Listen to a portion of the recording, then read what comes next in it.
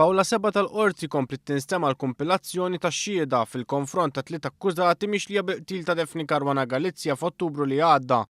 Bosta membri tal-Korp tal-Pulizija u l-Forzi Armati ta' Malta u staff mediku tal-Isptar Mater Dei li kienu xogħol dakinhar telgħu jiġdu rrakkontaw dak li seħħ minuti wara l-esplużjoni. Ingħadd li l-esperti tal-Europol akkumpanjaw lill-Pulizija f'kull tfittxija li saret fid-djar ta' 3 akkużati.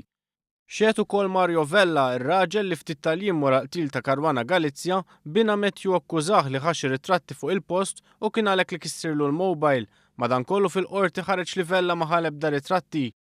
Xehet ukoll raġel Awċi li rrakkonta li ltaqa' b'kombinazzjoni mal-akkużat Alfred De Giorgio f'parkeġġ fil-Pjetà u taw in-numru lil xulxin.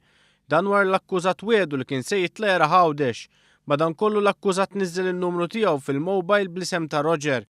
Huwa xehet li ftit ta' żmien wara l-akkużat ma' Għawdex u wara li ċempillu iltaqa' miegħu għall-kwarta f'lukanda fi Xlendi. L-Ispettur Arnaud qal lill-qorti li dak li seħħ matul il-laqgħa ma kienx relevanti għall-każ. Mill-kumpilazzjoni ħareġ ukoll kif dakinhar tal-arresti id-dar ta' Vincent Muscat magħruf bħala l-Koħħu ġewwa Siġġiewi kienet iċċirkondata. Madankollu meta sar magħruf li hu ma kienx fuq il-post, ir-residenza ġiet infittxija u ġiet miġbura biċċa minn kompjuter li nfetaħ fuq il-post.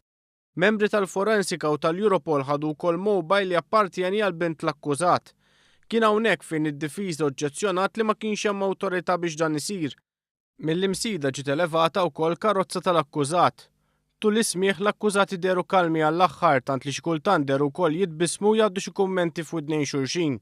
Qabel intemmet is-seduta l-avukati difensuri ippreżentaw rikors biex l-avukati jkunu jistgħu jitkellmu mal-akkużati flimkien anke jekk wieħed mill-avukati jkun assenti.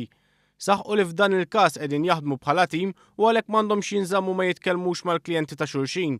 Il-prosekuzzjoni m'opponiġ bil-qorti tordna notifika lid-direttur tal-ħabs dwar dan il-qbil. Il-każ se jkompli nhar it-12 ta' April.